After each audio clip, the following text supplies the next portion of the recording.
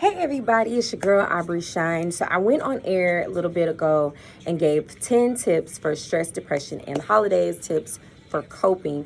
And I think this was very, very good. And I wanted to do a video to post just so you guys can kind of get more of what was happening. But I got them from the Mayo Clinic, and the link is already out there. It's on my Facebook page, which is Aubrey Shine, and it's on the KJAMS page, and I also posted it to the KGTO page as well.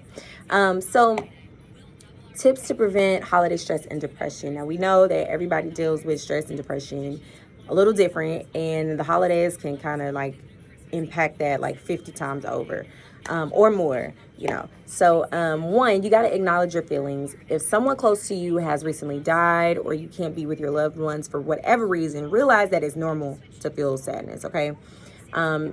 Sadness, grief, any of those feelings, it's normal. And it's okay to take time to cry and express your feelings. You can't force yourself to be happy just because it's the holiday season. Like, that's not realistic. Two, you want to reach out to your family, friends, social groups. Go to an event to uplift your spirits, find support and companionship, get your mind off of things. Especially when you're lonely and isolated, you got to seek out community.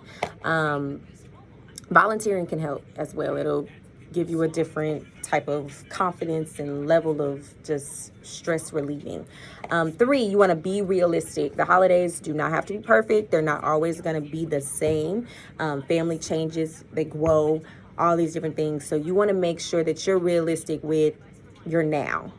And then set aside differences. Oftentimes, you know, I know especially my family, we get together for funerals. That's when our biggest family reunion is, for funerals. And that's the terrible thing.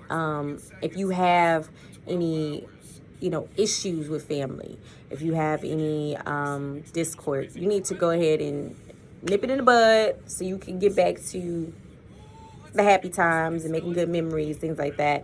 And the holidays can definitely affect that even more.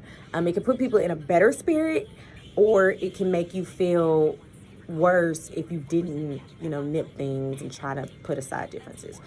Five, you want to stick to your budget, okay? Point blank period, this is like my everyday goal, is to not spend money that I don't have, not live above my means, not go above and beyond on buying everybody something because they asked for it or I feel like I'm obligated to do it. No, stick to your budget. If you got it, do your thing. If you don't, you can't. Buy a card, give love. But before you go gift shopping, food shopping, all that, set aside an amount you can afford and stick to it. Six, plan ahead. You definitely want to find days that are good for your shopping, days that are good for your cooking, your baking, visiting friends and other things, so you're not overwhelmed with your schedule. Seven, learn to say no. I have learned in 2019 how to say no, and say no without regret. When I say no to something, before I kind of like got in the habit of saying no, it used to be so hard for me to say no. Somebody asked me to do something I really want to do, I would do it anyway and feel regret that I went ahead and did it because I know I'm tired. I know that I didn't want to do it for whatever reason. And you got to stick to your guns, you know, like sometimes no is good for you and it sucks for them to hear it, but sometimes you need a breather. You just don't need to do whatever it is you're saying no to, and you have to be confident in your no. And you don't have to give a reason. Just no should suffice. No, not going to be able to do it. But I hope you have a good time. No, it's not going to work for me. And leave it at a no. Unless you feel compelled to explain, but explaining usually brings on a whole lot of other stuff. 8, don't abandon healthy habits. This is my problem, for sure. You know, we eat all the carbs, all the desserts and everything. And then we regret it come time to get back in the gym and eat right and all those different type of things. So don't overindulge, basically. 9, take a breather. This is part of that saying no is how I take it. But take a breather.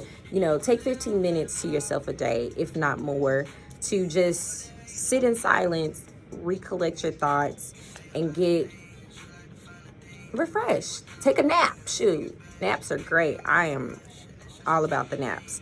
10, seek professional help if you need it. And people say, oh my God, I don't want to see a therapist. I don't want.